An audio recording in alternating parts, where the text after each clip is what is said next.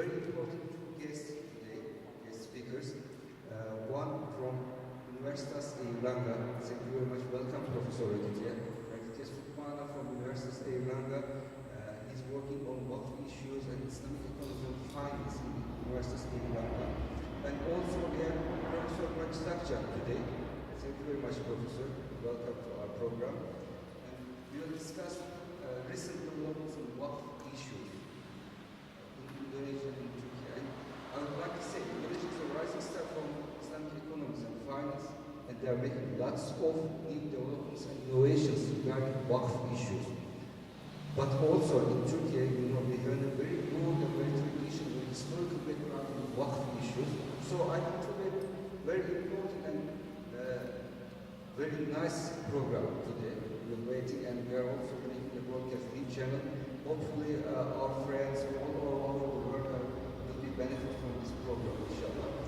Let me ask Professor Raditya and Professor Murat to get on the floor, and we'll start our program, inshallah.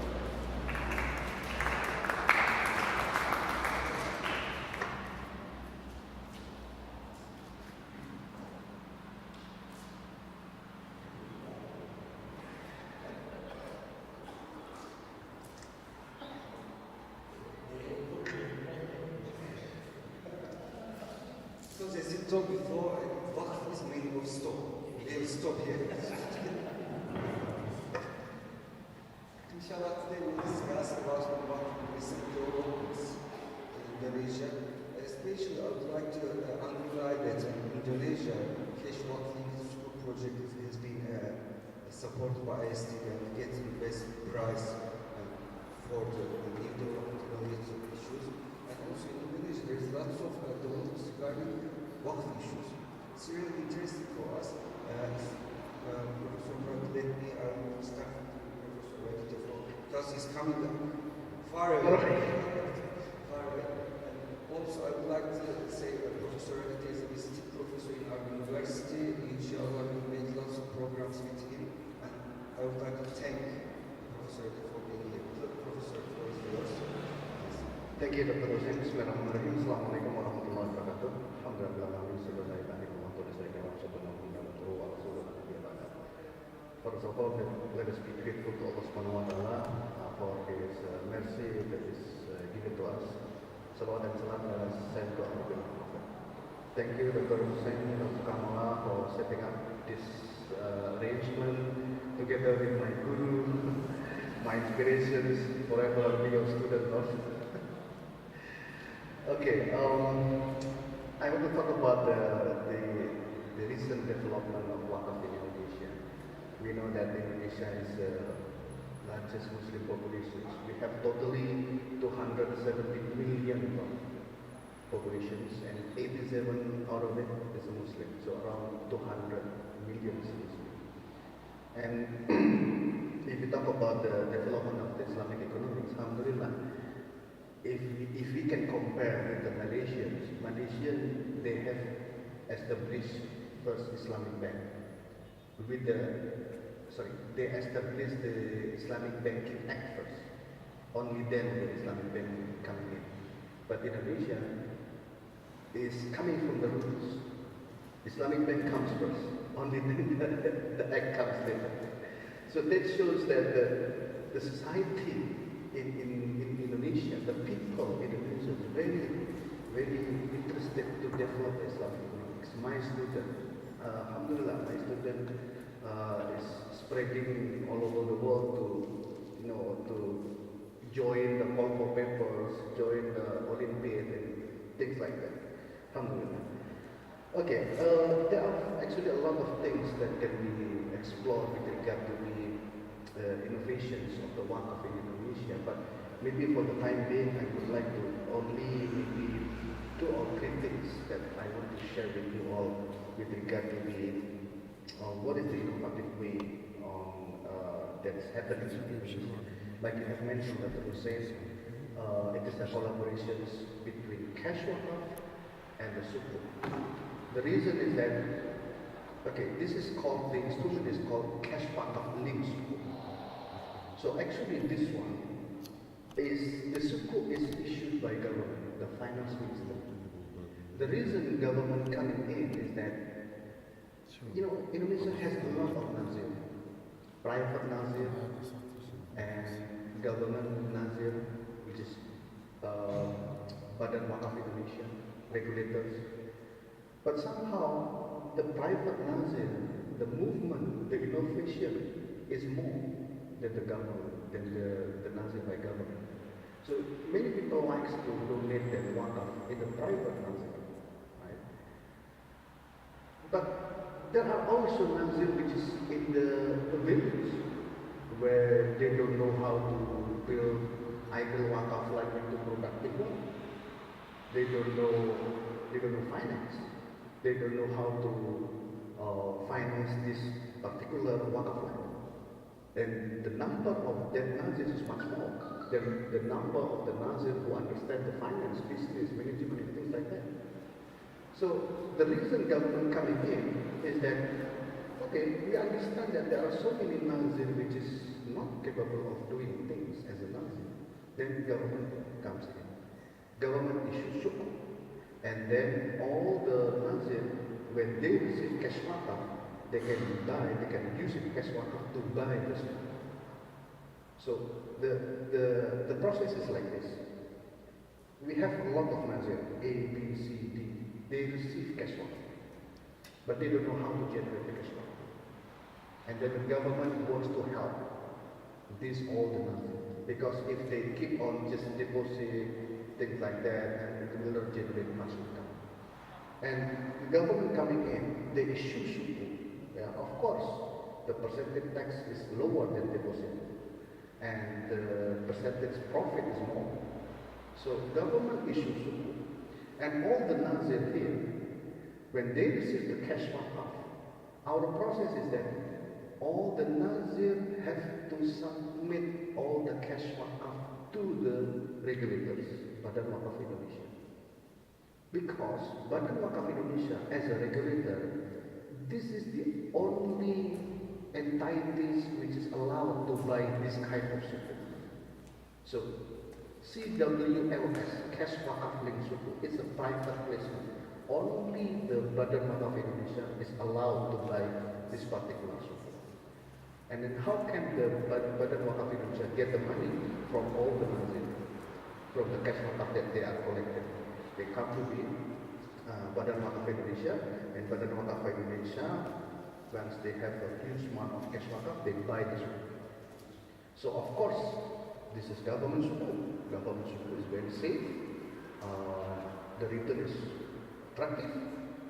The risk is low, yeah, and the profit, regular profit is there, and the regular profit will distribute for the social purposes.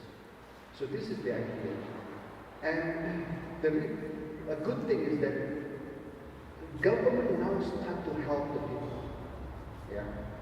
Just like I mentioned, in Malaysia, the approach is top down. The government is very strong. They issue act first. They put the regulations to develop the Islamic economics, but that's not the case in Indonesia. The case of Indonesia is that the society comes first. Only then the society is forcing the government to create the regulations which develop the Islamic economics. So, but if you look at for the past 5 years, the role of government is much more in developing the Islamic economics. One of the examples other than this one is that the establishment of KNAKS, it stands for Committee National Economic and Finance. The purpose of this committee is actually to speed up the development of the Islamic economic and finance in Indonesia, because it is headed directly by the president, headed directly by Bapak Joko Widodo, and the daily manager is the vice president, but the manager, executive manager, is somebody else. If this committee is headed directly by the president, so we know that how big is the contribution of the government in terms of developing Islamic economics and finance, right? So that's the idea. The first is cash wakaf in Sukuk. And after the successful of this cash wakaf in Sukuk, the proceed is to develop, at that particular, the first issuance is to develop the hospital. There's a hospital which needs to be renovated. It's an eye hospital.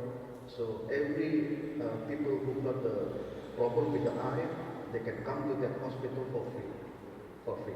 Cataracts, things like that, they can go there for free. And after the CWLS first one, and then now the second, third, and now because this is Sukuk retail, then many people can contribute about donations. Yeah. So that's the first one. Second one is that another innovative which is happening in Indonesia is that in English I name it myself as a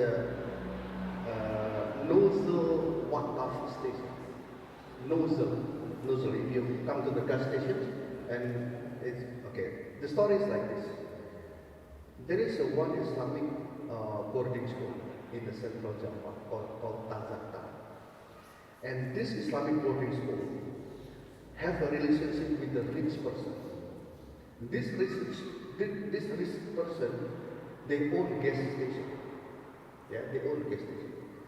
And this rich person wants to help this Tazakta regularly.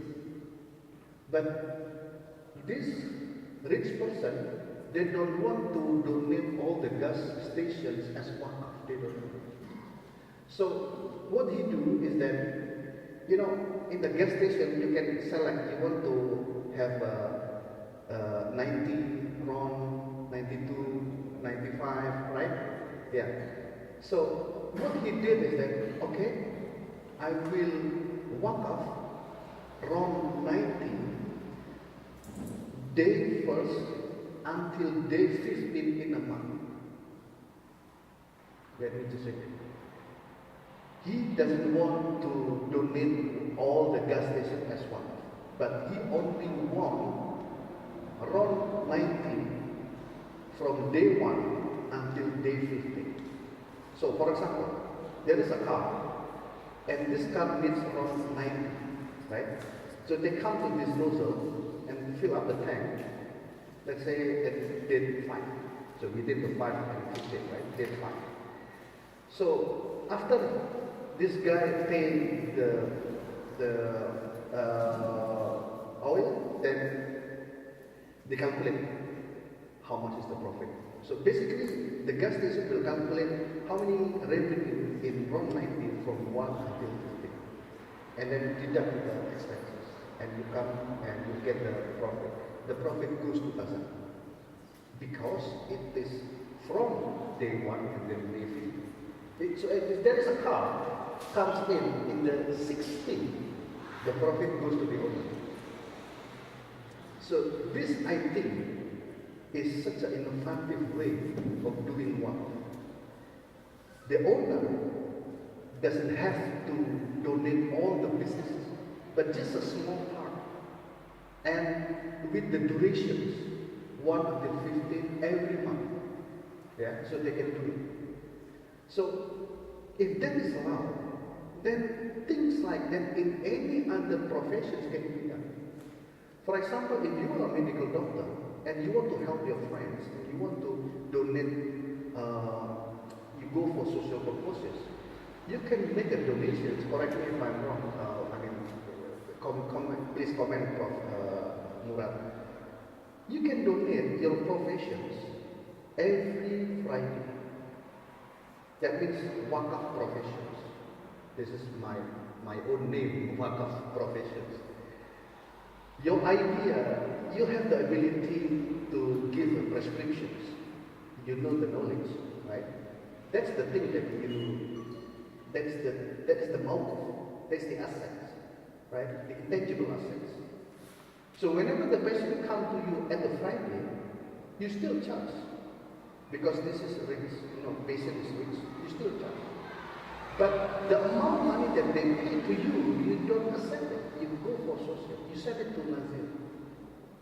So that is because you have mentioned yourself that you do wakaf only on Friday. So when the patient comes, the rich guy, comes to you at the Friday, they will still have to pay. But you will not receive the payment. You not receive payment and go for your own consumption, no. You receive the payment and send it to the patient. That can be done, right? So every profession can also be done things like that. Yeah. So there is two things which I mentioned. Other things is just for financing. Cash wakaf received because in Indonesia we Islamic cooperative in the context of Indonesia is allowed to register as a cash wakaf nazir. It's allowed, provided that they go to the regulators and do a fit proper test, and if they pass, then this Islamic cooperative will be given by the regulators the status of cash wakaf nazir. If they got this license, they can collect the cash wakaf from the society. And when they receive the cash wakaf, they can go for financing. They can go for Madrasah as well. They can go for for example, if the risk, a good business proposal, then it's a market rate. But if you want to help, you can do for Qurul Hasan. So the financing that can be adjustable, even at zero. But the corpus shall be maintained. So I think that's the first three things which I want to share. Thank you very much. Okay, thank you very much. It was really interesting because I haven't heard about the cash wakf institute, but also your examples regarding for the legal side and the political side is really interesting. Also, we can understand from this thing, wakf is used as a social finance tool in Malaysia, increasing social finance and inclusion inside of the Indonesia. Regarding to the Malaysian perspective, the government is supporting Malaysia, but in here, social finance and social inclusion regarding these issues very highly impressive, I think. From this way, I would like to give the floor to Professor Chizachi because we have a historical background. Indonesian friends are talking about cash box, but cash box has been established in these territories, I think. What you can say, Professor? Please, floor to you.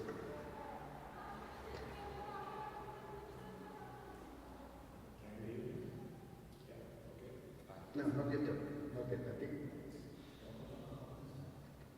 Press one more.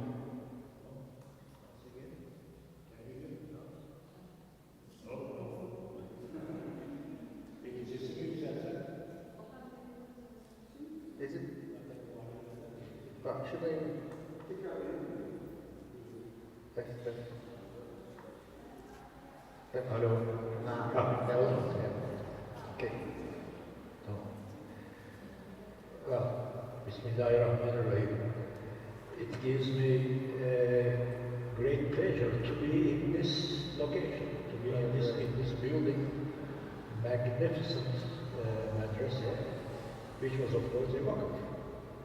Nearly all probably all of them, if I say all, I'm not exaggerating, all the madrasas were wakafs in the history of this country. Not only Ottoman, but also Seljuk. So ever since from, let's say, 11th century onwards, we have very active wakaf system. Before I start talking about my own topic, first of all, does everybody here understand English? Do I need to say something?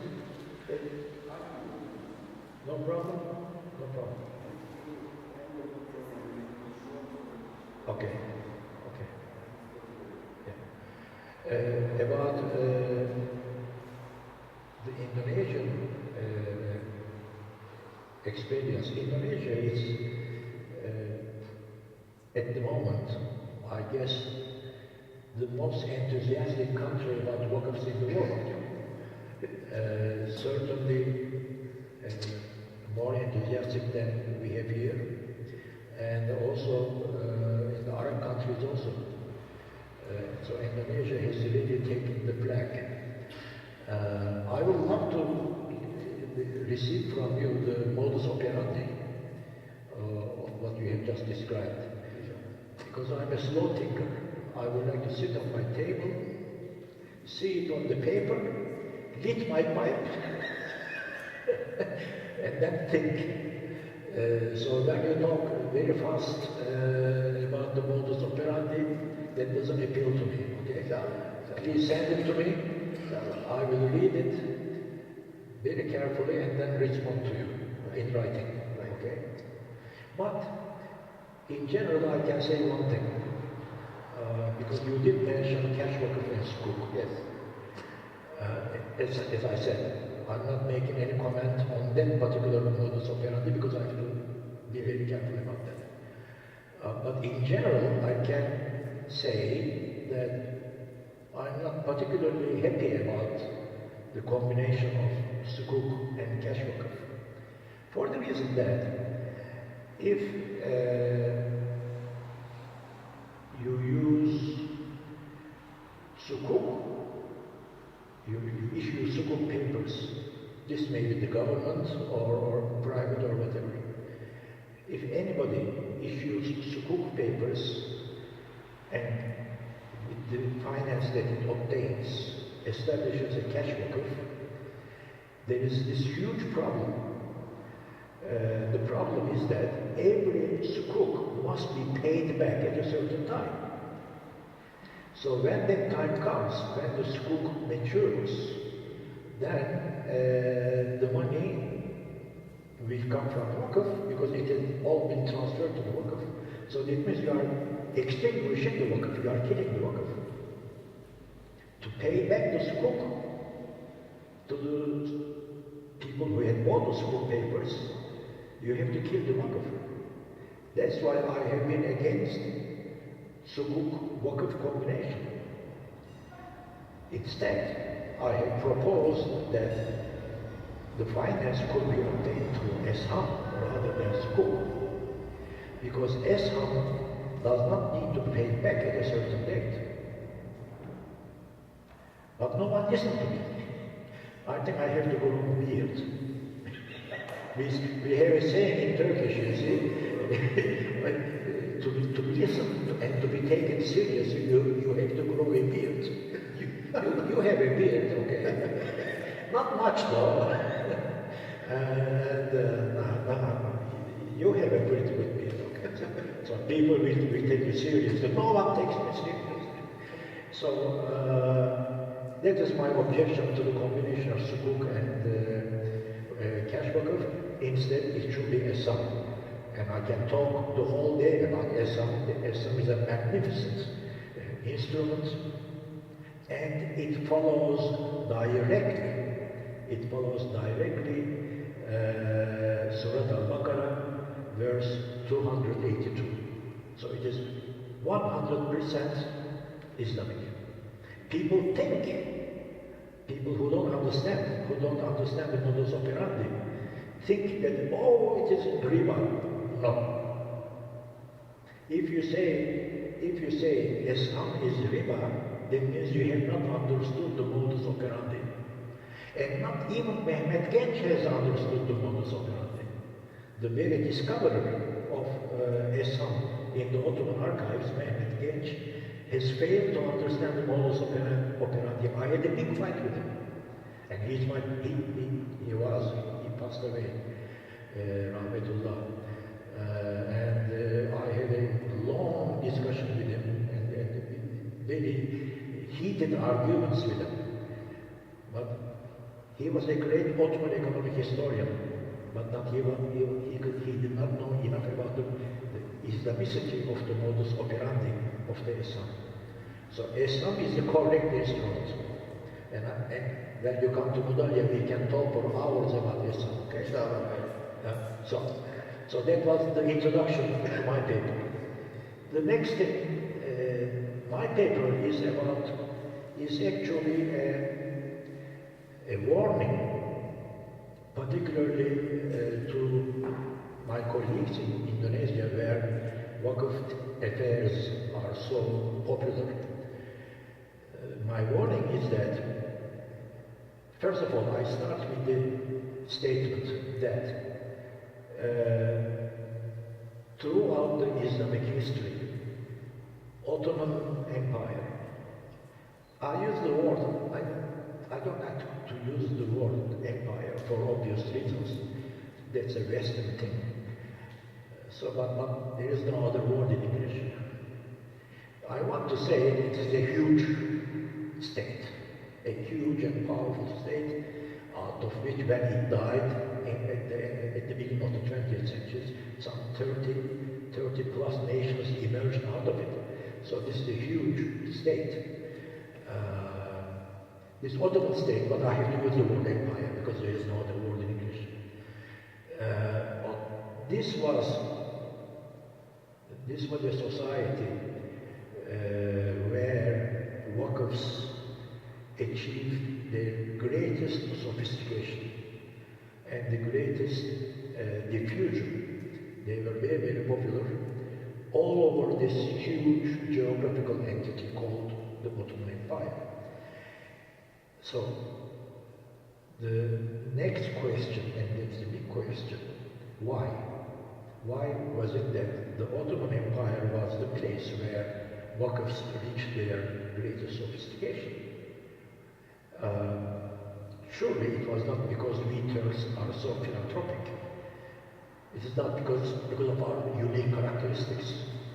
It was because of the unique nature of the Ottoman state and its socio-economic policies. And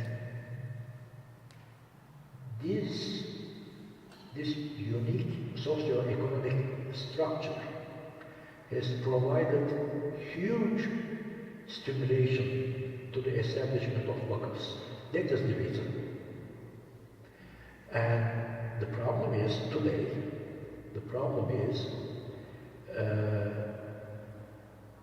those stimulations that the Ottoman system provided had long disappeared. They are not there anymore. So today, if we want to revitalize Waqfs in this country, we certainly need to introduce new stimulations. But I'm sure in Malaysia and in Indonesia also. Because those conditions in which the Waqfs flourished are not there anymore. That is the main point I'm trying to make. But let me go through the system myself. Okay. So, but first, a few words about why we should revitalize the Waqf system. Someone criticized me. I put this paper on the Academia Edu, and someone from London School of Economics read it, and he accused me of being anachronistic. It's not as simple as that. Waqfs should be revitalized for the following reasons. First of all the social services, education, health, municipal infrastructure, vital for any society, have been provided by the Waqfs in the Ottoman Empire at negligible cost to the state. Negligible cost. Now, education and health constitute human capital. Economists today call these things human capital. And I'm referring now to Professor Becker, a Nobel laureate in economics. He found out, and with this finding, he received the Nobel Prize in economics. He said that human capital today represents about 80% of the wealth of the United States. 80% of the wealth of the United States is human capital. This is confirmed by the latest research, which indicated that American firms derive 80 80% of their market value from patents. And now, that is an output par excellence, as the French would say. Patents is an output par excellence of human capital. Patent is nothing but human capital. So, and this, moreover, I can add more. Take countries like Japan, Taiwan, Hong Kong, South Korea, Singapore. Nearly all of them are in your part of the world. None of these countries has any significant natural resources. The only thing they have, these countries, I repeat, Japan, Taiwan, Hong Kong, South Korea, Singapore. The only thing these countries have is human capital. They have very well educated young people, people like yourselves, very well educated young people, very hardworking people, and healthy people. Health and education. Human capital. Now, in the Ottoman Empire, all of this was provided not by the state. Health, education, municipal services, all these services were provided by workers. That's why we need to revitalize the system, because it's extremely important. So trying to revitalize this very important system is not anachronism. It is called institutional evolution. Institutions can evolve, can be improved. They need to. And as the conditions change continuously throughout the time, institutions too must change. They must evolve. That's not anachronism. I'm not trying to reintroduce the Ottoman workers as they were centuries ago to this country in the year 2023. That would be anachronistic. I'm talking about institutional evolution, and that is what's needed. That's point one. Why is it needed? I've just mentioned. First, number one reason is the importance of the human capital. And these workers specialized on providing human capital in the Islamic world according to the Islamic law. So they followed our tradition. They obeyed the rules of our religion. That's why, from Islamic perspective, they are so important. Point one. Point two. Because these very important services, education, health, municipal services, all these things are very, very expensive. Because they were provided by the workers, the government, the state, was not bothered, was not burdened by such expenses. And because that means that the government expenditure was reduced. The government did not have to spend so much. And that means that the government could impose lower tax burden upon the people. It did not have to, the Ottoman state did not have to tax heavily. The tax burden imposed upon the Ottoman subjects was modest. We have definitive evidence of this, provided by a Greek professor, Professor Economides. He has an interesting name, Economicus. Economicus. Very interesting name. But he showed very clearly that he was able to compare Byzantine taxes with the Ottoman taxes, and he said very clearly that Ottoman tax burden was about half of the Byzantine tax burden. He reiterated further and said that the peoples of the Balkans, who were all the entire population of the Balkans were Christians, they preferred the Ottoman rule for economic reasons, because the tax burden was low. You see, they would save 50% of their tax burden, put it in their own pocket. So that's another reason why wakfs are so important. They can reduce the tax burden imposed upon the people, and people then can spend it for their own needs. So that means that income per capita in the country will decrease directly. Number 3, don't forget that every wakf is supposed to be established by private capital, by a private person, by private capital. So this means that you are, the moment a wealthy person establishes a wakf with his own or her own, there were also many women who established wakfs, with his or her own personal wealth, that means the income distribution in the country is improving automatically, because the privately accumulated wealth is being transformed into the property of God.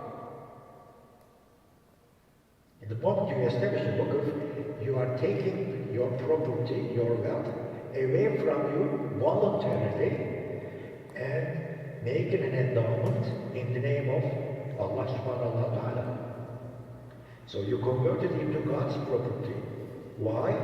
For the purpose of doing sadaqah jariyah, for the purpose of doing ongoing charity. Okay? You know the hadith, do I need to tell you? Maybe you don't know, maybe I should tell. The great hadith about the origin of the wakf, I might as well mention it now. It says, when a person dies, all his or her acts come to an end. The amal come to an end, finished. Except for 3. Except for 3. If useful knowledge, which I am now giving to you, okay. With useful knowledge, a pious offspring who will pray after you, and ongoing charity, sadaqah jariyah. So to him, what the wakf does is to combine all these 3 things.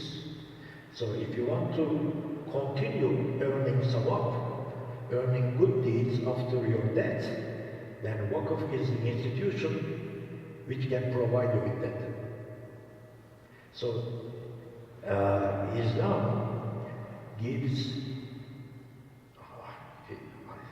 I have to go deeper and deeper into this, I don't know if I should. I need to compare very briefly Islam and Christianity here. In Christianity, you go to the, okay, it goes all the way back to Jesus Christ. Jesus Christ, according to the Christian belief, died in order to have the sins of the Christians forgiven. So Jesus Christ had the power to have the sins forgiven. The Pope claimed to get this power to obtain, to inherit this power from Jesus Christ. And then it goes on, and even the lowly priest, who is in the next door in the church, has the power to have your sins forgiven. So if you are a Christian, you can go to any church, talk to the police, talk to the priest, and admit, confess that you have sinned, and the priest can have your sins forgiven. Very nice. Lovely. Let's all become Christians. We can all sin like anything and have our sins forgiven by the priest. Okay? Nice. Well, not according to Islam. Islam obviously prohibits this. There is a verse in the Quran, I don't remember the number now, but it says basically this: no bearer of burdens can bear your burden. It's beautiful English. very nicely translated into English. So it is an individual responsibility for any Muslim. No one can have your sins forgiven for you. So that's why you need a waqf. To have your sins forgiven, you need a waqf, because 3 things after your death can earn you sawabs. Now, from Islamic perspective, I'm sure you now understand the importance of to establish a waqf, to have your sins forgiven within an Islamic framework, not like the Christians. Okay? So, this was another very important to have your sins forgiven.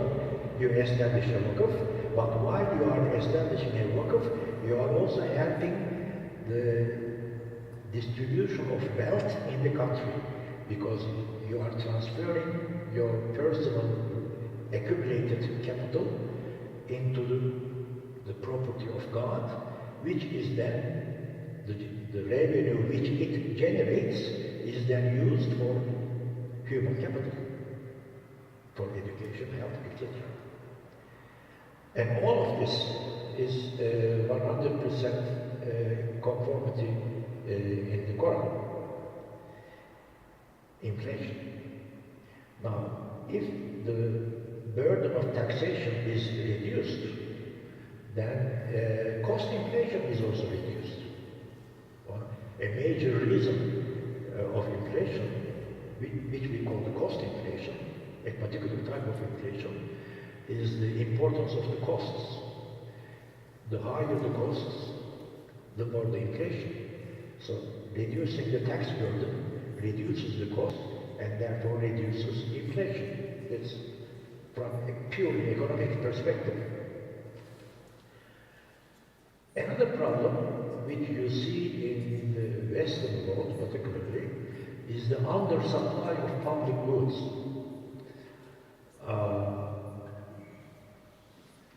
I used to live in a village near Bursa, and I have benefited for years from a waqf established in the 18th century to provide water to this particular village.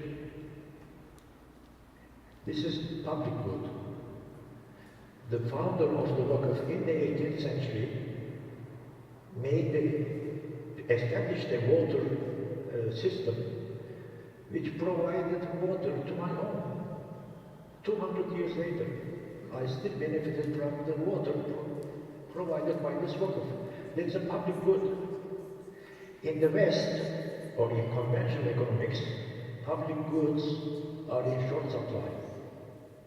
But waqf solves this problem as well.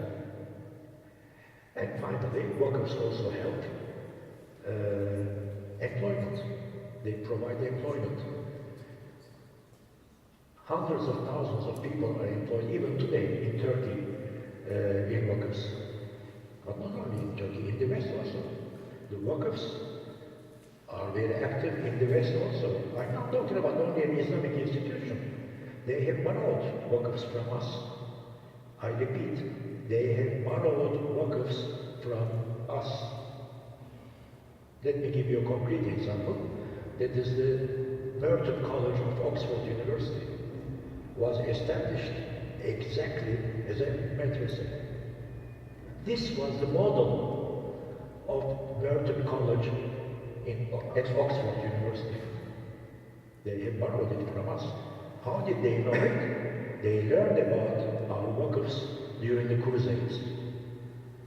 When they visited us, when they visited us to destroy us, they learned and they fell in love with waqfs. So they took it to England, to France also. So that's why waqfs survive. They are called foundations in English, or Stiftungen in German, Fondation in French, and they happily provide employment to millions of people in the West. So why not here? We have, after all, we are the first ones to have, wait a minute. I was about to say we are the ones who invented, who discovered workers. That would be wrong. History of workers go all the way to Mesopotamia. They go all the way to 2000 years BC, to ancient Egypt. We are talking about a 3,000-year-old institution. What Muslims did, they borrowed the original idea of workers from ancient Egypt and Mesopotamia, from Sumerians, Assyrians, Akkadians, from Sumerian civilizations, and then put it into fiqh, into Islamic jurisprudence. In other words, they made the ancient know-how, Waqf know-how, pass through an Islamic filter. To give you an example, a complete example,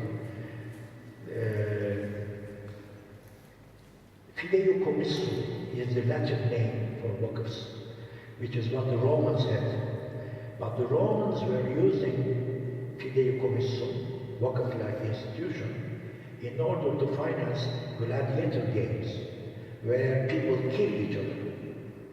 They bought, with the Waqf money, Fideicommissum money, they bought slaves and put them into stadiums, let them kill each other, and they enjoy the show. It was for them a show. Obviously, un-Islamic. So, Muslims put a filter there. You cannot use Waqf for that. You have to use it for sadaqah jariyah, for ongoing charity. You can use Waqf as a charitable purpose or even a philanthropic purpose, but not to make people kill each other. So that is the concrete example of an Islamic filter that I was just mentioning about. Okay?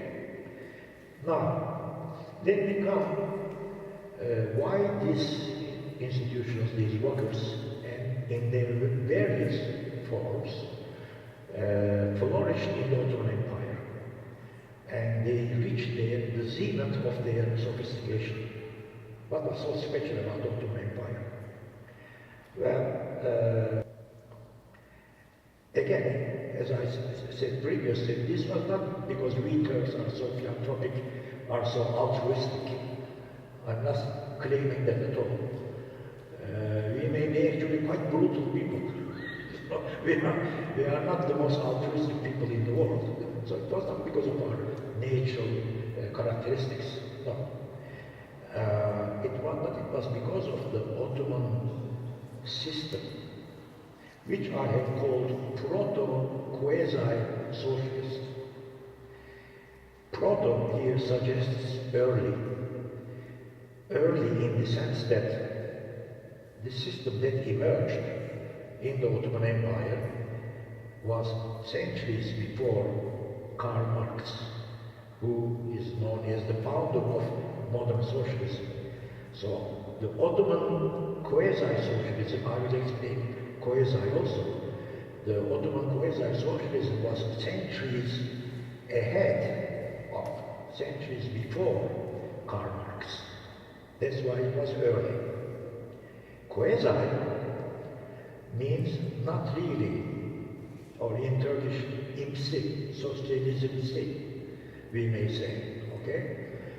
Not socialism directly, but quasi-socialist. Why? Because it was not based upon, the Ottoman quasi-socialism was not based upon class conflict as Karl Marx had envisaged. On the contrary, it aimed at eliminating social inequalities in the society in order to avoid a class war, which would lead to social upheavals, social revolutions, which Karl Marx hoped that would come. Karl Marx was hoping for social revolutions because he thought that with social revolutions, social upheavals, socialism would come. So he welcomed that, not the Ottomans. They were not interested in creating uprisings, social upheavals, social revolutions. No, they were not interested in that. So that was not their goal. That's why Ottoman socialism is not real socialism, it is quasi-Ottoman socialism, a unique sort of socialism. Sui generis, as they say in Latin. Nevi şahsına münhasır. Bunu hepimiz anladınız şimdi, değil mi? Türkler anlıyor musunuz gençler bu lafı? Nevi şahsına münhasır. I'm putting the Latin. the Latin word is sui generis. The Ottoman word is nevi şahsına münhasır. They are supposed to understand it and they don't, of course. Okay. It was unique. To use a simple English word, it was a unique socialism, Ottoman socialism. Okay. Now, the details of this system,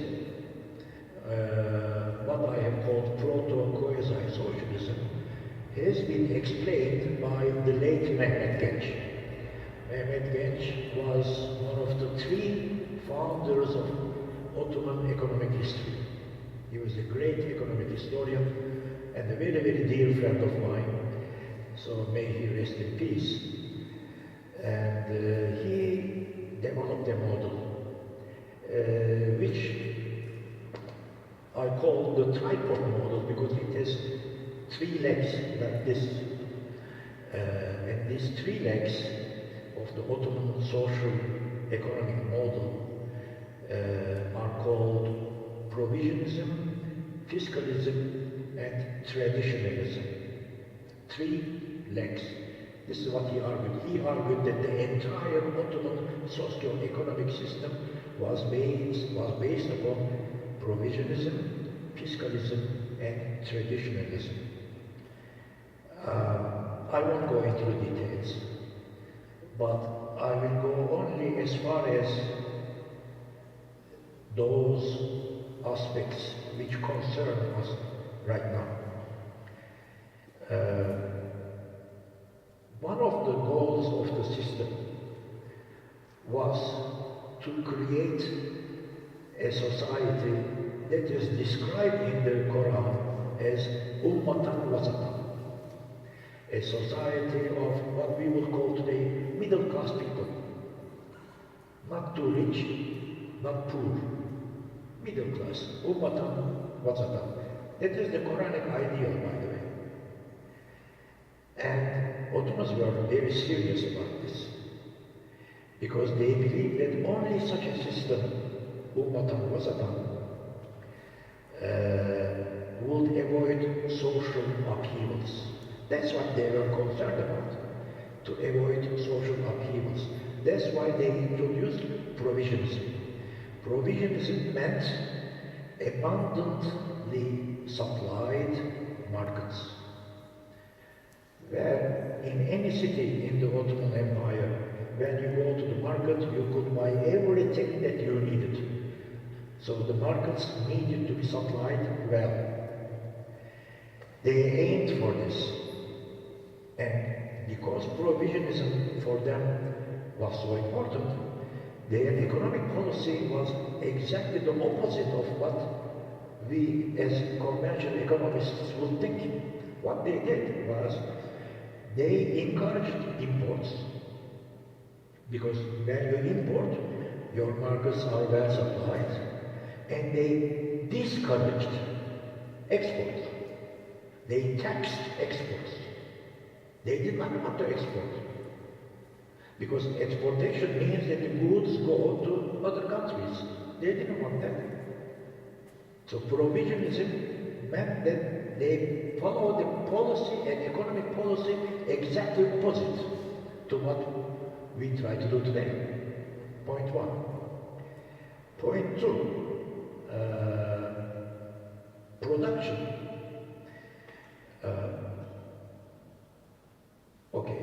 Furthermore, I should say, not point two yet, but furthermore, and this is another socialistic character, agricultural as well as urban production was based upon small-scale production, small farms, not exceeding 100 units. Small farms dominated agriculture, and small workshops where artisans worked. These were the basic units: agriculture as well as urban production, small scale. So much that to ensure this, all the arable lands were owned legally by the state, not by the peasants. What the peasants owned were the usufruct rights. That means they were permitted to use the land, to work on the land, and they could pass this right to their descendants, but they did not own the land. So that's another thing. You can see this prevented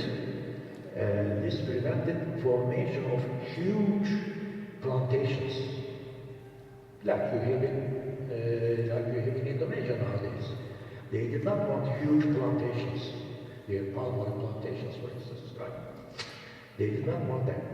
They wanted small-scale, small landholdings, where peasants working for themselves and benefiting and able to use the land that actually belonged to the state.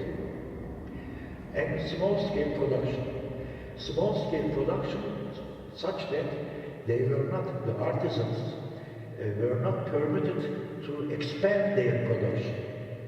When they expanded their production, they were punished. In the sense that the government was able to purchase, during wartime particularly, the government purchased armaments from those who made the swords and things like that. And if they saw someone who had a much bigger workshop, they bought the arms from him at a reduced price. So, but they bought it at normal prices from the small-scale producers. So they discouraged accumulation of capital in the industrial sector because they wanted Madrasah. Okay. Even more importantly, they pursued a policy of direct profit control. Now this is very interesting, because Islamic law does not prohibit profit. If you ask me, what is the maximum rate of profit permitted by Islamic law, I cannot give you an answer. There is no such thing. There is no maximum limit that is imposed by Islamic law on profits, providing, of course, obviously, the profits are earned halal, through halal ways. That goes without saying. But providing the profits are earned halal ways, there is no maximum limit. So what are the Ottomans doing? They reduce the maximum profit rates between 5 to 15%. What are they doing?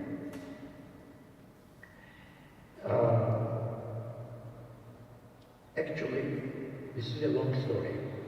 The first time I was very curious about this. So I did, with my late friend, Sabri Orman, who was like Mehmet Genç, but a huge authority, a great authority on Islamic history of Islamic economic thought. So I said, where does this profit limitation come into picture? There is no such thing in the Quran. There is no such thing in the Hadith. Where does it come from? He didn't know, but I provoked his curiosity, and he answered my question years later. And he found the first limitation with Al-Ghazali. Now Al-Ghazali lived during the Crusades, and Ibn Taymiyyah also lived during the Crusades. Crusades appear to have been so traumatic for the Muslims that you begin to see the first divergence from the teachings of the classical teachings of Islam. From the Quran, from the Hadith, you begin to see divergence because of the trauma of the Crusades. Anyway, when we come to the Ottomans, we see very clear limitation upon the prophets between 5 to 15%. Another Ottoman economic historian, Professor Mubat Kütükoğlu, has found profits as low as 2% permitted. Only 2%. So very strict profit control imposed by the Ottoman state. Why? Again, Ummatan Wasatan.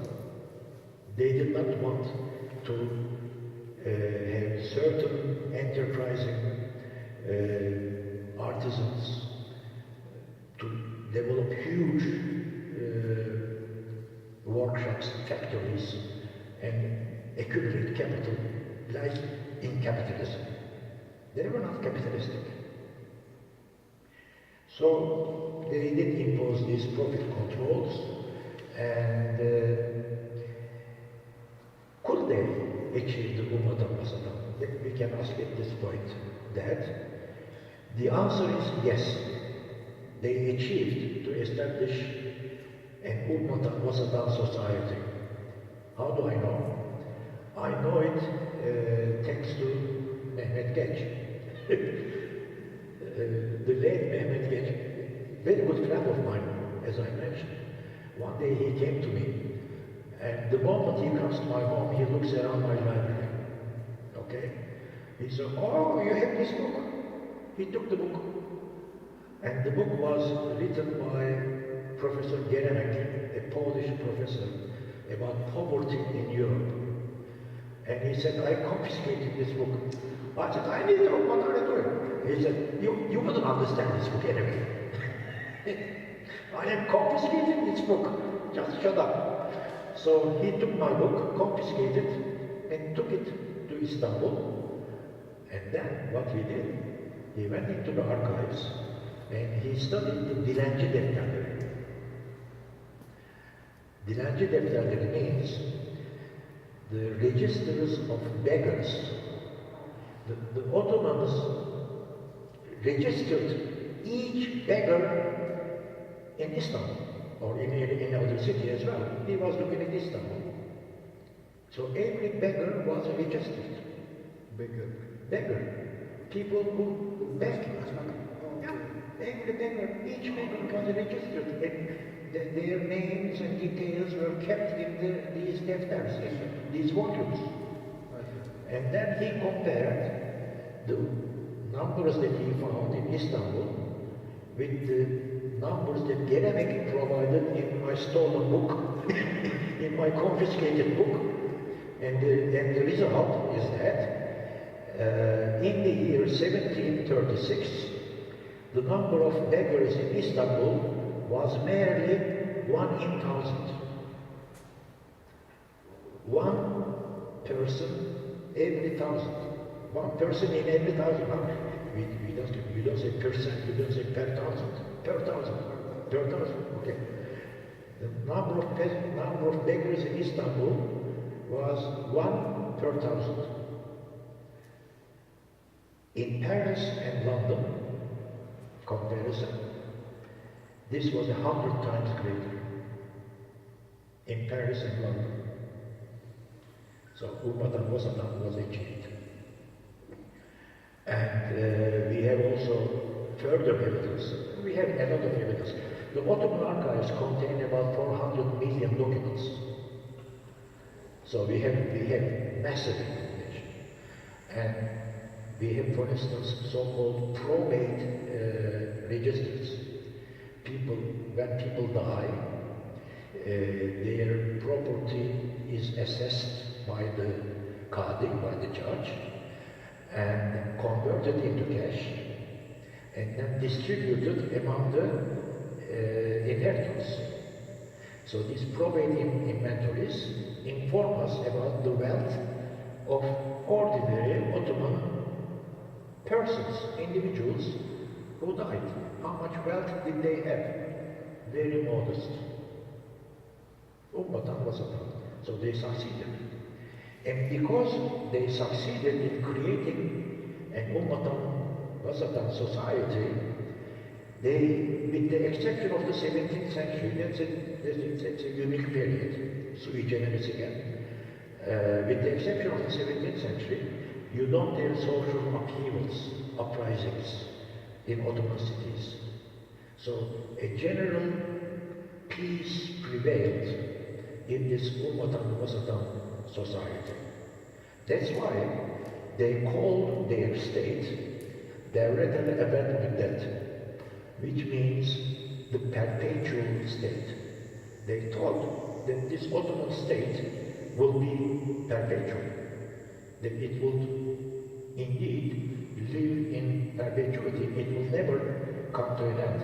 They sincerely believe that. And they would have succeeded also.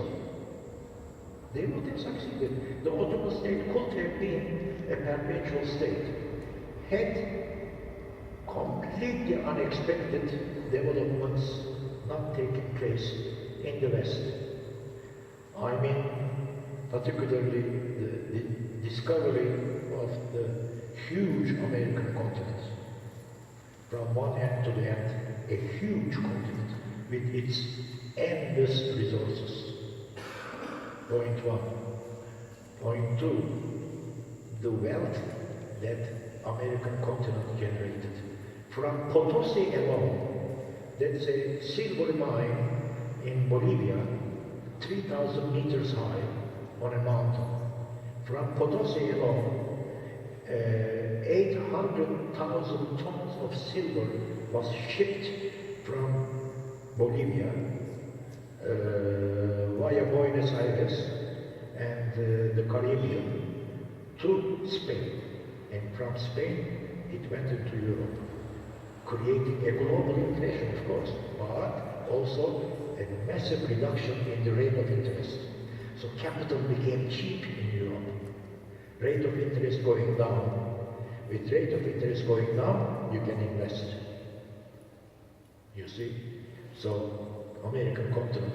And American continent being somewhere in the south of the Indian Ocean. And the Ottomans had discovered it. Or the Arabs. It was discovered by Muslims. The world history will have completely changed. First of all, the ethnic population, Americans, the original Americans, would have survived. We would not have killed them. We would not have forced them to become Muslims. La ikraha fid-din. They would have been encouraged to become Muslims, but they would not have been forced. They would not have been enslaved and worked in the mines until they die, etc., etc., etc. We can go on. And then, with this ruthless exploitation of the entire American continent and murder, mass murder, genocide of the original population of the Americas, money came, wealth came. With that wealth, they built fleets with which they expanded their imperialism, conquered the whole of Africa, and even went as far as Indonesia, Malaysia, Indonesia, and colonized those countries. So we are talking about completely unexpected developments that finally made Europe so powerful, so rich, that the Ottoman state could not continue. Actually, I refer to Mehmet Genç again. He says the very fact that the Ottoman Empire managed to survive from 1699, Karlofça, let's say 1700, from 1700 to 1918 is a miracle in itself. Because there we were, just next to this powerful Europe, wealthy Europe, and resisting. Our retreat from the gates of Vienna until what is our country today took 200 years. It's a very long period to resist against such a powerful Europe. And had we not been able to do public finance reforms in 1695, Malik Hamlet, in 1774, Essam system, Ottoman Empire would have collapsed, just like the Safavid Empire in Iran and the Mughal Empire in India. So, ability of the Ottomans to do public finance reforms is also very, very important. Okay. So, this brings us to how much time? We are okay? Yeah, okay. This explains why they were so reluctant to make changes in their system. They were reluctant, traditionalists. They were reluctant to make changes, and they allowed changes only subject to three conditions. If the change improved the position of the state, or if it improved the position of the people, and if it did not hurt anybody. This is the origin of the Pareto optimum, as an economist you would say. Original Pareto optimum. I'm not going to say that Pareto got the idea of optimum from the Ottomans, but they have found out, they have sort of invented before Pareto, it seems to me. But actually before these three conditions that I'm mentioning, you have in classical Islamic fiqh the same thing as well. The Maqasid al-Sharia, the five zarura, that is also very similar to Pareto optimum. Or rather, Pareto optimum is similar to those because they are much optimum. Okay. To sum up, in the Ottoman Empire, taxes and profits were low, and the society was dominated by small-scale producers and middle class. The problem with this system was that capital accumulation was very modest. There was no capital accumulation. But capital accumulation is absolutely important, particularly if you want to finance your military. To have military power, you need capital. Because throughout the 17th century, the technology, military technology was changing. So they needed more capital, more and more capital, which they were getting from America. We were not getting that capital. So there was this, suddenly they faced this dilemma. The system that they created, the Ummat al-Wasatan that they created was not generating capital. No capital accumulation. So how do you solve that problem? They tried to solve it by paying very large salaries to the ruling class, the askiris. But this led to another problem. They were concerned that such high salaries paid to a segment of society, to only a class, a special class of a society, will eventually lead to significant inequalities, and they did not want inequality. They wanted to Ummah al-Wasatan, remember? So they had a dilemma. The Ummah al-Wasatan that they created did not generate capital, no capital accumulation. But for military purposes, particularly for military purposes, they needed capital. To do that, they decided to give huge salaries, very large salaries to the ruling class, but that too would create a mobility. So they invented a system. They said that the state pays, say you are my vizier, okay? Hussein, my vizier, the state pays you this very high salary. You will receive it for as long as you are successful. If you are not successful, but I mean, if you are if you are like Kara Mustafa Pacha, okay, and you cause the disaster, then your head goes. If you're less dramatic situation, then your wealth goes. They confiscated the wealth. So this way, they tried to solve the problem of capital accumulation. Sorry? Yeah, this led to meritocracy, of course. This led to meritocracy because people worked very hard. They knew that they could get this salary for as long as they are successful. So in order to preserve their position, they worked very hard and could accumulate wealth. Now, okay, suppose you say you are a successful vizier, okay, Alhamdulillah, and no tragedy will befall upon you. So, but then you retire, okay? When you retire, I also take care of it. Now, what do you do in a situation like that?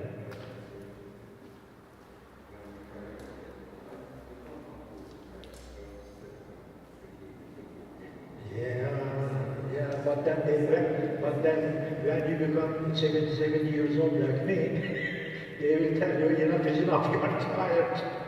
You retire. And this brings me to the very topic of today.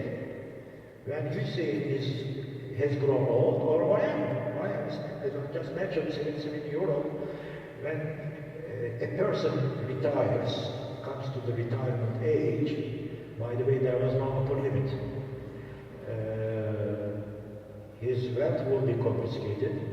So to protect his wealth, he will establish a waqf. Once again, we come to the waqf. He will establish a waqf and make the offspring, it could be a daughter or a son, doesn't matter, make the offspring the manager of the waqf. So the offspring will also benefit from the revenue of the waqf because he or she will get a salary. And thanks to this salary, that person is having a comfortable life. So he or she will recite the Fatiha for the founder of the waqf, which is one of the three things, remember? Sadaqah Jariyah, and pious offspring who prays for the founder. Okay? So waqf once again enters into the picture powerfully, I should say. So, in other words, what Hussein did here, or, okay, I continue with Hussein. What Hussein does here, he knows that he is going to retire, that he is getting tired anyway, it's nature. He converts his wealth, which he has accumulated throughout his professional career, thanks to his very high salaries, he converts this wealth into the property of God by establishing a family waqf, which cannot be confiscated for obvious reasons. Okay? So the private capital is transformed into capital owned by Allah subhanahu wa ta'ala. The management of the donated assets of the waqf was granted to the offspring, daughter or son, which meant that the donated assets, which were private capital, continued to be privately managed. Not, you see, private management is the most efficient form of management. They were aware of that. By allowing the offspring to manage the Waqf, private control of the assets continued. This is the reason why Waqfs became so popular. Because every wealthy person, that is a member of the ruling class, nearly all of them converted their hard-earned, with thanks to their high salaries, hard-earned property, they turned into Waqfs. That's why Waqfs became so popular, so widespread, and so well designed and organized. The popularity brought improvement in the system as well. They learned from their mistakes. They noticed some Waqfs becoming derelict. So they designed methods like icaritain Waqfları. They designed systems which maintained the building for so many centuries. I won't go into those details, but they invented those methods. But the reason why this building has survived from the 12th century, this is a country of earthquakes. The reason it has survived for so many years was because of the number of instruments that they invented, like icaritain Waqfları, etc., which we can discuss later on. The problem is that I have been describing this system, this Ottoman system in detail to you, so that we understand exactly why these Waqfs were so popular and so sophisticated in the Ottoman Empire. But now we have to face the reality that Ottoman Empire is not there anymore, it's gone. Their system began to dissipate in 1880s, and in 1918, at the end of the First World War, finished. So that system has disappeared. Instead, what do we have? We don't have, we need new stimulations. If we want to revitalize the Waqf system, we need new stimulations. We need to invent new methods by which to encourage Waqfs. If we want Waqfs to be modernized, and we want, for the reasons that I have explained at the beginning of my presentation, for all those reasons, we need Waqfs. But we need new stimulations. We need to encourage Waqfs in our new ways. The Ottoman system is gone, finished. We need to think about that. We need to sit down with our minds and think about what measures can we introduce to encourage Waqfs in the whole of the Islamic world. Not just Turkey, in the whole of the Islamic world. What are the conditions in your country? What are the conditions in my country? In the rest of the Islamic world. We need to sit down and think and be creative. So,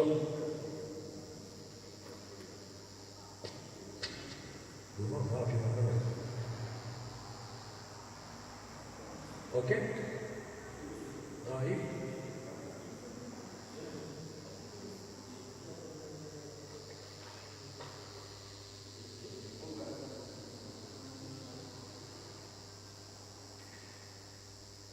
So we need to be creative, we need to introduce new stimulations all over the Islamic world. I come to that in a minute. But before that, I want to point out to some very important recent developments that happened in early 20th century. Remarkably enough, the first one of these, that is the cash Waqfs, and Waqfs of stocks. Two very important fatwas were issued in the year 1905 and 1908. It's the end of the Ottoman Empire.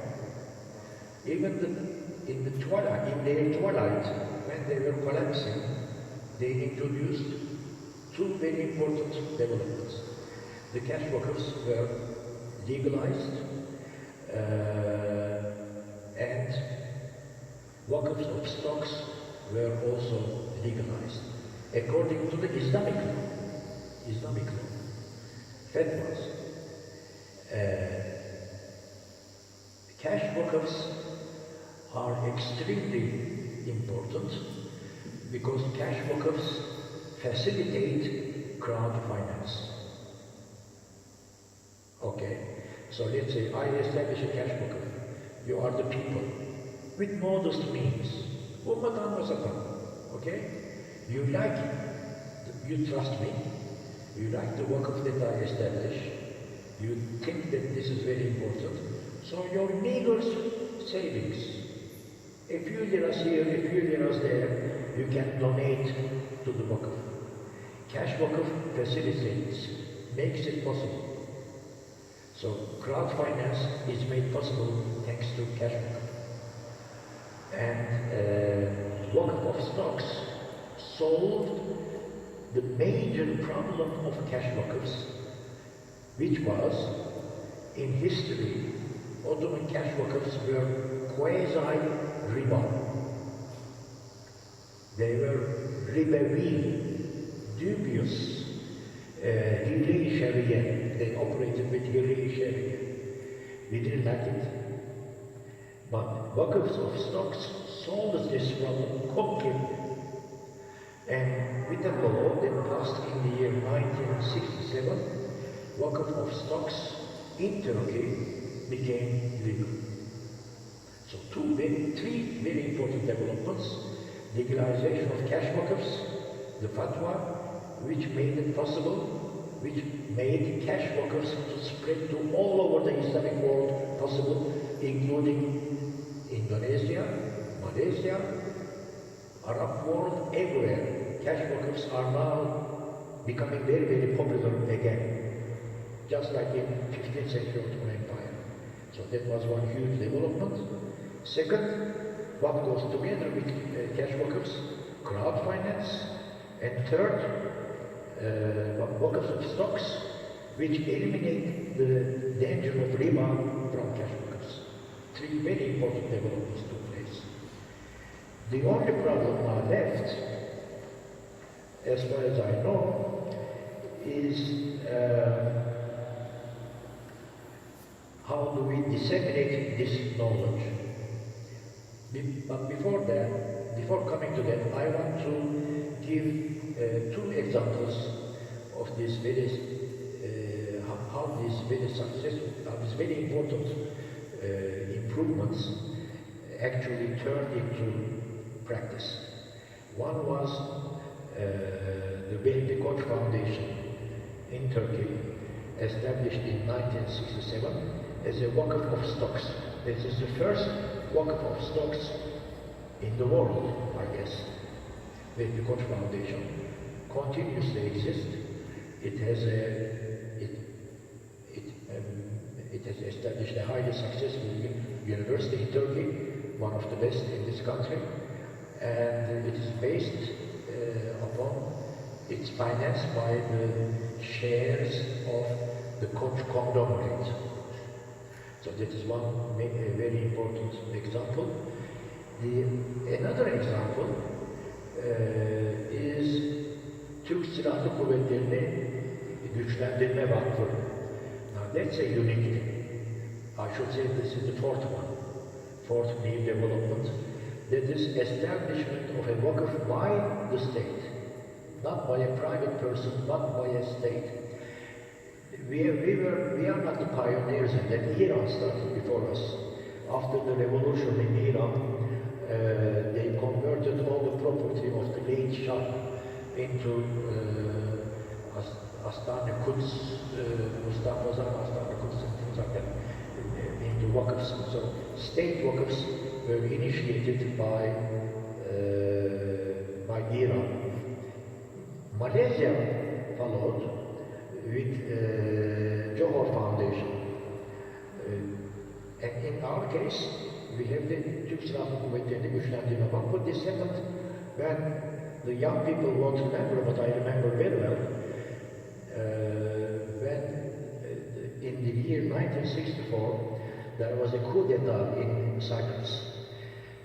We have a Turkish population there, minority, not a Turkish population. This coup d'etat was a fascistic Greek government. And they began to butcher Turks, our people.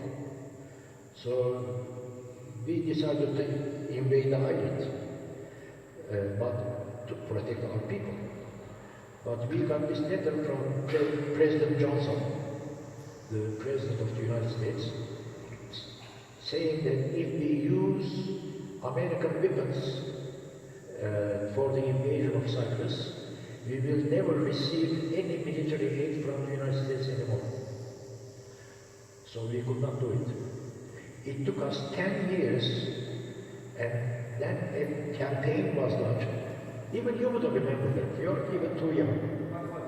Your father will remember. Yeah. Yeah.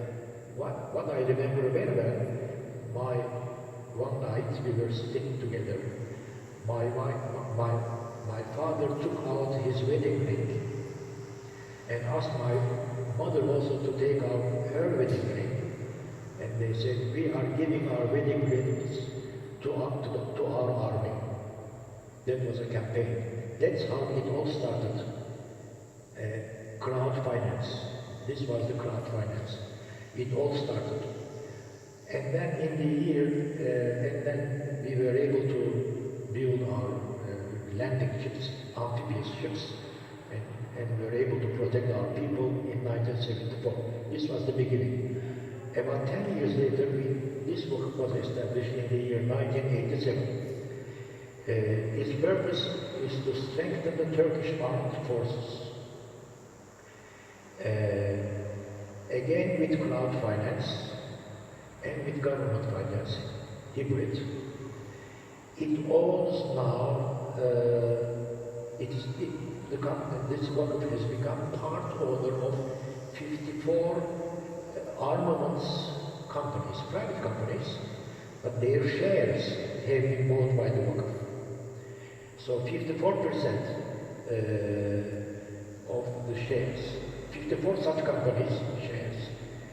For instance, it owns 55% of the shares of Roketsan. That is the most important Turkish company that produces rockets and missiles.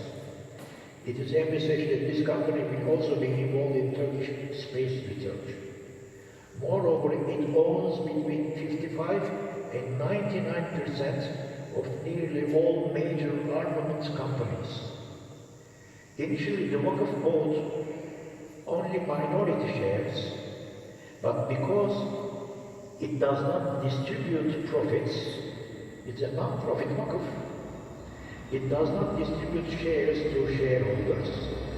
Instead, whatever profit it gets, 8% of it reinvests in purchasing shares. That's why it has become majority shareholder of these companies. And but this success story has a downside, in my opinion. You can see very clearly what happens when the state becomes the founder of a Wakf.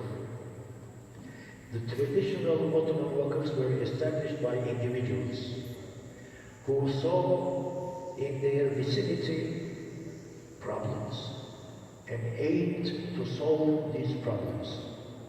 Poverty, schools, madrasas, whatever. But when the government establishes a Wakf, a powerful Wakf like that, supported not only with government money but also by crowd finance, it goes into armaments. I don't like it. I don't like it, but after seeing what's happening in Gaza, I am also grateful that we have established these companies. Look at what is happening. If you don't have powerful military, this is what happens. So, Yeah. Now, just a few, last night, the night before last, I saw a program, Turkish armaments industry. They are following exactly the hadith of Prophet sallallahu alaihi wasallam, who said, war is nothing but to throw, to throw, to throw. Do you know about this hadith? To throw, to throw, to throw. To throw something at the enemy. First, stones, and then discs like ancient Greeks, and then arrows, and now missiles. They have said that the Turkish missiles now have a range of 1,000 kilometers. And with this ability, if there is war, Allah goes, if there is war, we can receive the enemy in his territory instead of on our territory. It's to throw, to throw, to throw. You have to throw the weapon at your enemy.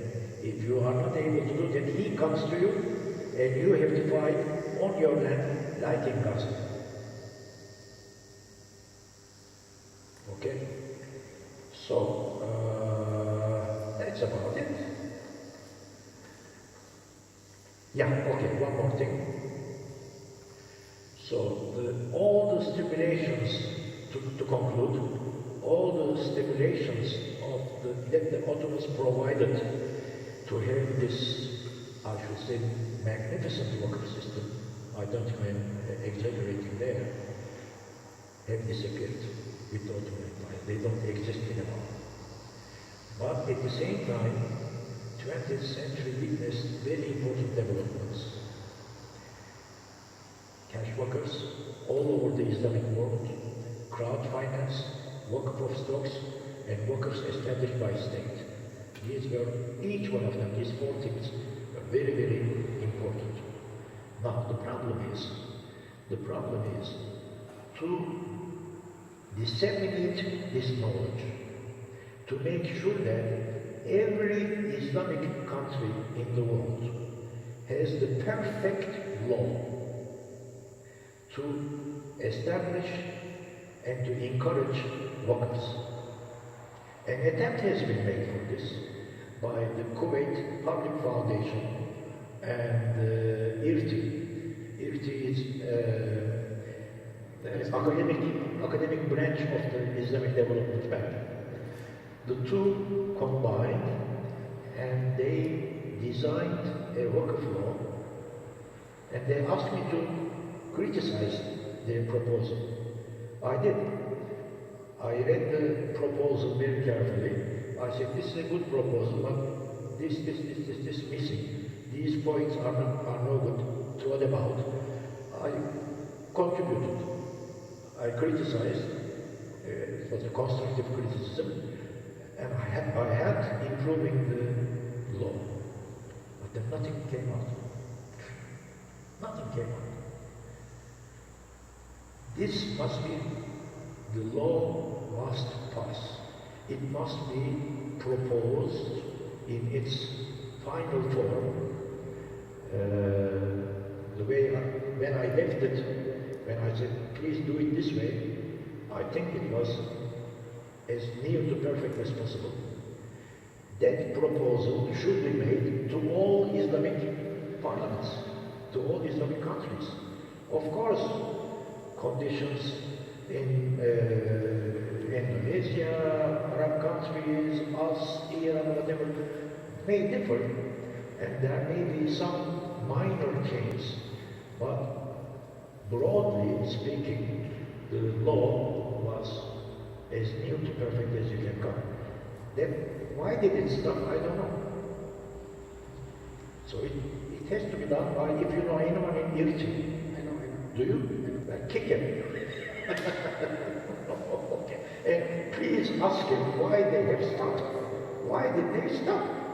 I have many recent friends in IRTI. You have, please. When was it? When was it? I can give you all the details. I can give you the paper I wrote. Okay. Great. Sure. Yeah. It was published. the paper I wrote was published. In the paper I wrote that I said, this is good, continue, excellent, excellent, oh, this is not good, throw it away. For such and such reason. Thorough, constructive criticism. So why did they stop? Thank you. We thank you. It was very nice, Professor. And sorry to keep it so long. How long have I been talking? We have started just half an hour speech, but we have taken, I think, 2 hours. And I feel like in 15 minutes, it's really benefit for us and for our students and for all our guests. I think it's really nice. Thank you very much, Professor Chizak and Professor Raditya. But I'm really curious about the meeting with the Mudanya. I think Professor Chizak and Professor Raditya make a meeting. Mudanya, yes. And discuss We will keep the pipes. I'm jealous, I think, because from the beginning we have started to cash box and make it spoken, but there are some objections from Professor Chizakcha because he wants to take now more sovereign office and he's advising Isham instead of school. It was really interesting. Maybe next time we will discuss what's going on about this issue. It will be a good research project. I'm giving some tips for our students. Second one, revitalizing workers is very important. I got from the speech. And I would like to ask Professor Raditya about this because Indonesia has the biggest country by means of population, nearly 275 million, something, the most crowded Islamic country. And Professor Jackson told me about the human capital. Human capital is really important to revitalizing the work issues and social finance and inclusion. So what can we do? What can the Indonesia and also for both of Turkey also has a young population. What we can do about regarding these work issues? How we can revitalize this very important historical background of Islamic finance? I would like to give a part-time session for you for this. Yes, thank you, Dr. Hussain. In Indonesia, we have currently the demographic bonus growth, in the sense that 70% out of the total capital is the productive age, 15 until 55, up until 2040, if I'm mistaken. So this is productive age, then that means that they are earning money and they can cover the burden of their own parents. And it's a huge population. It's a huge population. How much is it at that age, that particular age? Well, 70% out of the 270. Yeah. So it's roughly like almost 200 million. Oh. It's a younger age. So with regard to the human capital, of course, if we go by one count, then we should educate these young people to establish work, so that the later generations can go for high quality human resource by giving the best school facilitate them with the sophisticated laboratorium schools and things like that. Because this bonus demographic is a young person who has money, so we need to educate them properly. Unlike Japan now is more elder is much more than the young one, but Indonesia is the other way around. The younger one is much bigger than the elder one, and the parents, right? So government, very rare that in Asia, like in Indonesia, when the people grow older, they come to the what do you call it, the building which is for the old people, because their kids do not want to take care of their parents. What do you call it? The building that is covered by the government will take care of those elderly people. Yeah, but in Indonesia, normally the old people is covered by is taking care of the children. So yes, I agree, because in human capital, we also in our country, one of the I think like 2-3 periods ago, our education minister, they allocate some budget for the endowment fund, for the human capital. And this endowment fund, they do not take the purpose, rather they take they put it under their bank deposit and they earn return, the profit. This profit will be used as a scholarship for the Indonesian people to go abroad for study. So this, in a sense, this is also wakaf, but they do not want it, do not call it as a wakaf, but they call it like endowment fund. Because Indonesia is not Islamic country and things like that, so they call it endowment fund. But in a sense, that is wakaf. So other than the government policy to create this kind of endowment fund, other Islamic community now is getting attention. Their attention to the wakaf is growing very fast. Yeah, like Nahdlatul Ulama and then Muhammadiyah and things like that. They have their divisions on wakaf, and they can build a wakaf in their own for their members and for the outside also. I think that's it for the thing. Okay, thank you very much. While Professor Structure has been establishing his speech, he's talking about ayah, ayah 135. When we are feeling that it's not possible to take forgive anybody to the seats. But the wakaf, as he told with the hadith, Sadaqah Jari, is really, really, really important. I would like to give the number of the verse. I want to ask Professor Chizakcha about the advices to the young students. About what? Advices.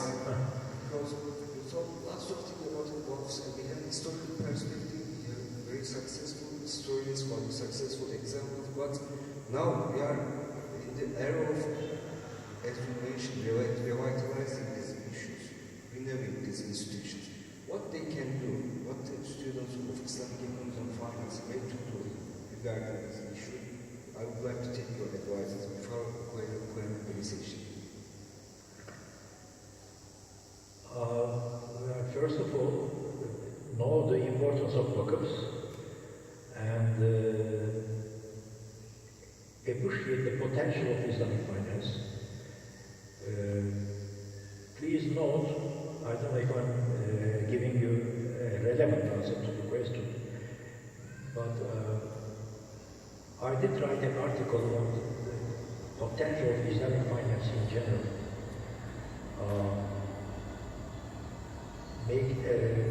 Please be aware that Islamic banks is only the tip of the iceberg. The real Islamic finance is a macro system, much bigger, much wider than Islamic banks. Islamic banks cannot apply Islamic finance as we would like, because they are banks.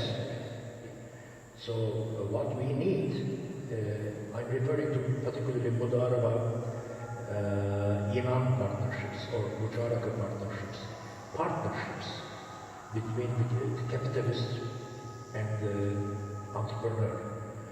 These partnerships can best be developed, designed and developed not by banks because of the mismatch of funds.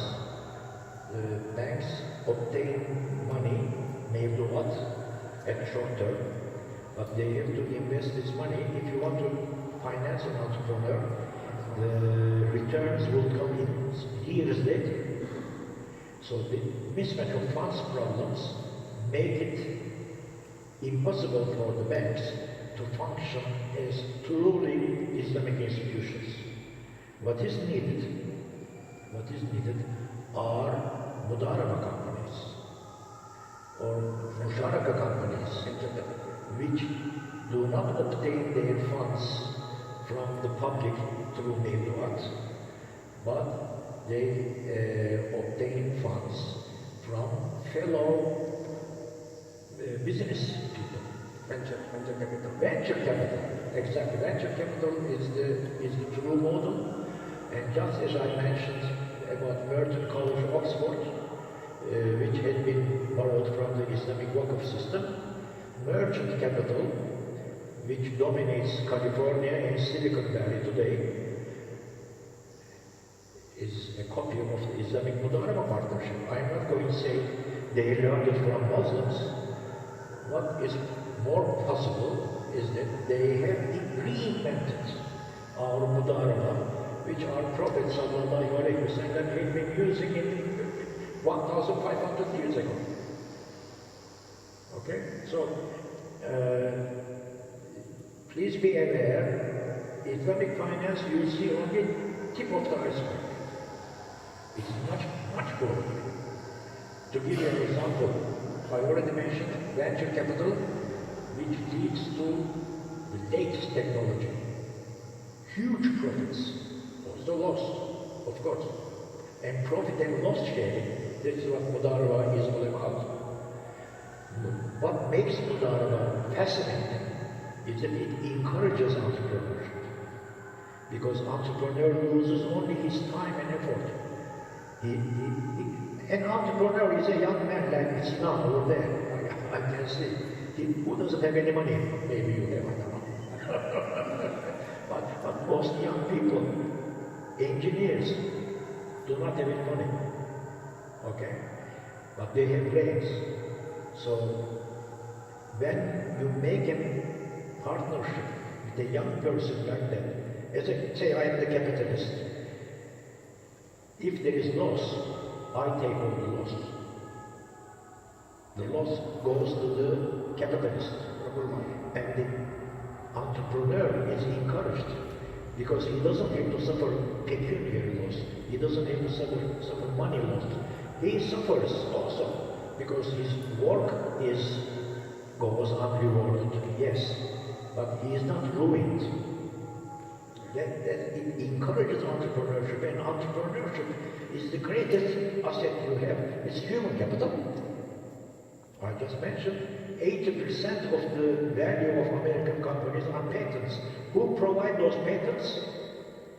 University students, the young, who learn about the latest technology, and they get the idea, and they want to apply that idea to produce it at industrial scale for the millions, for the billions of people.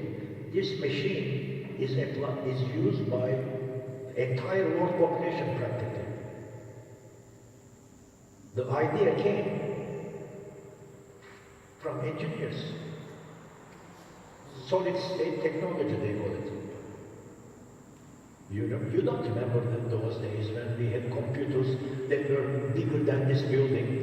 You don't remember that, right? I worked in one of those computers at Boğaziçi University. We used to queue to be able to use the computer. And I used to go at 3 a.m. to the computer building to have my research done. Okay? Now it isn't that huge thing. This thing is more powerful than that building. And that was a building. It was a building. Boğaziçi University is still there.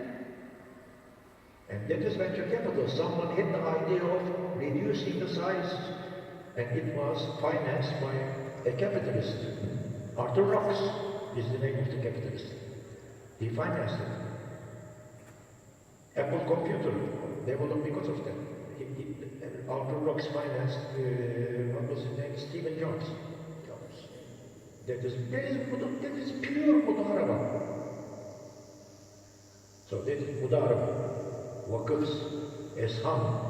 Isham is government borrowing without interest, ladies and gentlemen. Government borrowing from the public without interest. Huge potential. And I'm very angry. Again, because I don't have a beard, they didn't listen to me. I wrote about this. I don't know how many articles I wrote. And I was even made a member of the Cumhurbaşkanlığı Finans Office. Okay? So I agreed to become a member. Lots of bureaucracy. Oh, they analyzed everything. They know all my past and everything. They accepted me. I became a member. with the idea that I was going to explain this ESHAM, government borrowing with zero interest, to the government. Nothing.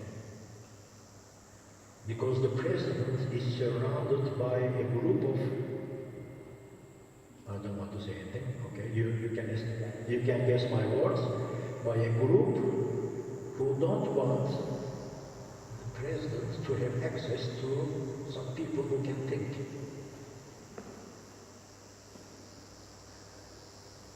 So we couldn't do it. But had I had access to the president, and I came that close, because I was at his office, I came that close, had I had access to him, I would have explained the modernization of the Islam system, which we did in Midsafe, in Kuala Lumpur, by the way, with 7 or 8 brainstorms.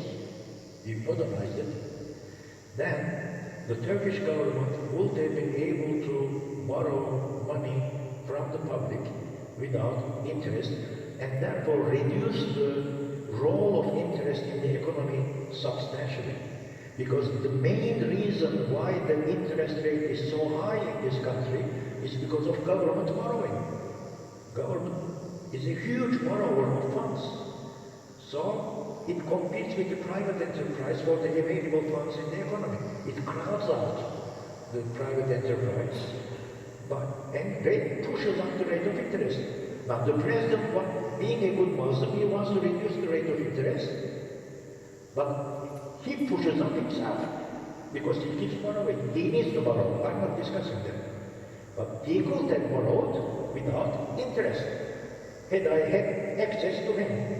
But no, surrounded. So you can see the huge potential I'm talking about. Huge potential.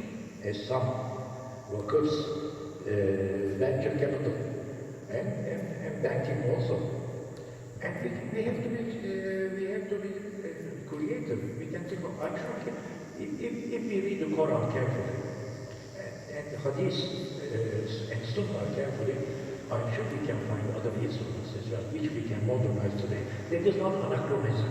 I'm not saying that we should take some instrument that was used by the Prophet and bring it today like that. No, obviously not. But we can make it subject to evolution. We can talk, we can make institutional evolution. That is exciting. That I find fascinating. How to improve, how to reform an institution so that this historical institution, beautiful like a how do you say, brilliant jewel, and you can then improve it and make it suitable and potent for today. That's exciting. And I think we have to read a lot. Of course. Okay, thank you, professors. I would like to ask if there's a question from our students or the participants. I've taken one or two questions, after that we will close our program. Any questions?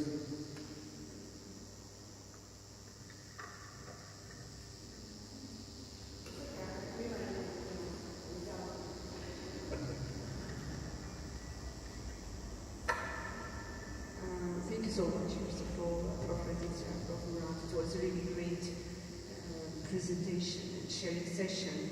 Alhamdulillah, it's recorded on YouTube, so we can rewatch and rewatch them. My questions will be my first question to Prophet Aditya. For the first time, I heard about the professional law. That's like we know about the casual last Madrasah talks, Prophet Murat enlightened us about the share swap, but today I came to know about the professional law. And question is there any, like I'm making kind of stress testing for this type of work in my mind when I'm listening. It's like, for Jews, they were prohibited to do any work or to catch the fish on Saturdays. And on Saturdays, exactly, the fish was jumping from the river, while on other days there was no fish. So when it comes to the professional example given by the petrol station, what if, because the owner is not days income, right, as a wealth. So what if, like people know about that, his customers knows about that, and they are like buying their petrol or filling their cars, particularly within 15 days. So the majority of his income will be accumulated on those 15 days, first half of the month, which is, how to say, very resembling to the case of Jews. How that would impact the owner? Because it's like, is it like, the question is that, do you think that this model is feasible, or is it better to donate maybe like 1 month's incomes, let's say average amount? Yeah, thank you, Dr. Gamlan. First is that I need to get some more information whether day 1 until day 15, in which the Prophet will go to the Islamic boarding school, will the wakil announce that issues or not first? So that to the customer. To the customer. That's the first one. And if they issue, if he announce, so that like he comments that people are trying to get the petrol within these days, does that mean that the profit is lower for the owner, right? Because Other days. yeah, The rest. but that's only one nozzle. Only one nozzle. So they still have another nozzle which people may select for the 95 octane, 92 octane. So this is only 90 octane. So the owner can still get the revenue from other nozzles, 95 and 92. Because we can use it similar, like let's say there is a supermarket which decided to it's the first 10 days income, and if I know as a customer, I would prefer to go those days for my shopping because it will go to work, right? And it will kind of create, at the beginning it's a nice idea, but as an owner, later on you will start questioning, like, I don't know, jump into my... It can be designed with the owner. Okay, I want to try for the first 1 year. For the first 1 year, and I will do it for the 12 months, every month, day 1 and day 15. Then the second year, let me decide later. They can evaluate. If it is okay, then they can do the same again for the second year. Actually, it's a really interesting case study, which should be studied and researched. Because the idea is very fancy, professional work, whole profession. But in terms of feasibility and sustainability, we really have to do some research. Thank you so much. That was something very new for me. Prof. Murat, my second question is to you. Thank you so much. Really, can you hear? Senden tercüme isteyeceğim. Eko'dan anlamıyorum. Eko.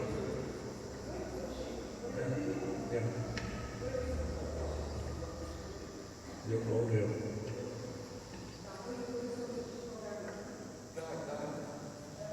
Şey yardım eder. Hüseyin yardım eder. Whatever. No, it's recorded in English. Esa.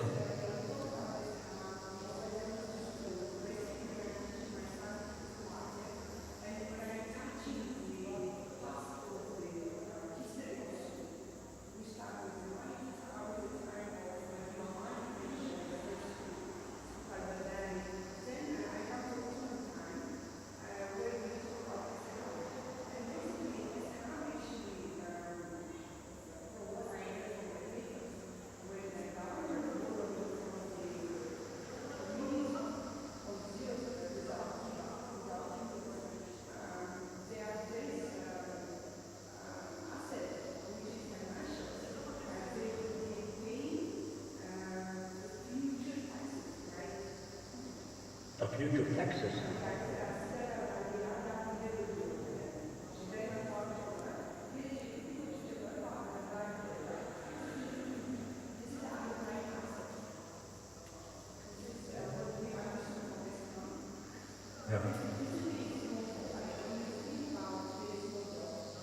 yes.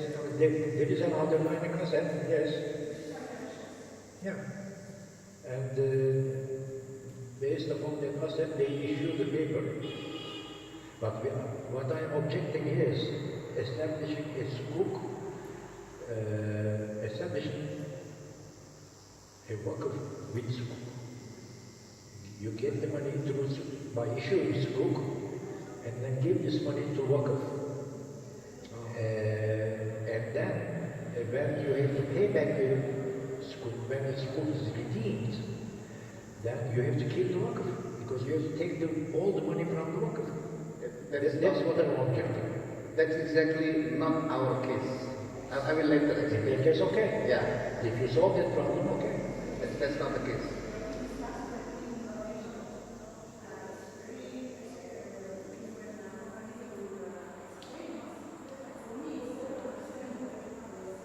No.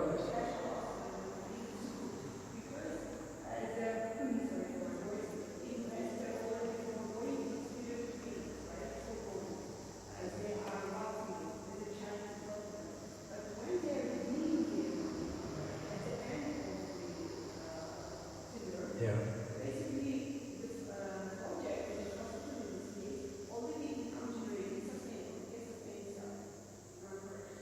Let me just give you some very nutshell. You and I will discuss this in Budania. Inshallah. Do we invite I invite my to this program. Do we invite this program? Sorry? Do we invite this program discussion? Sure. You are invited, of course. It's nice.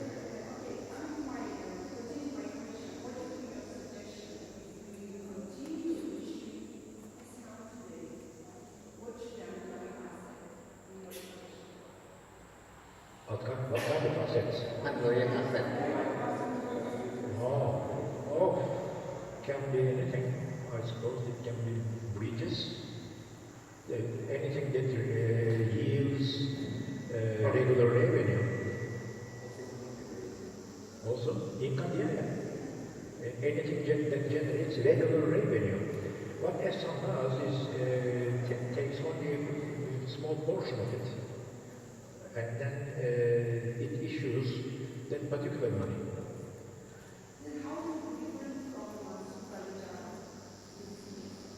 How does it?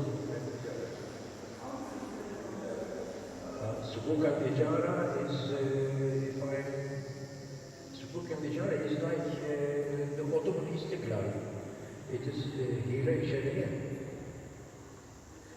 So generally sell and buy back, right? Sell and buy back as lease.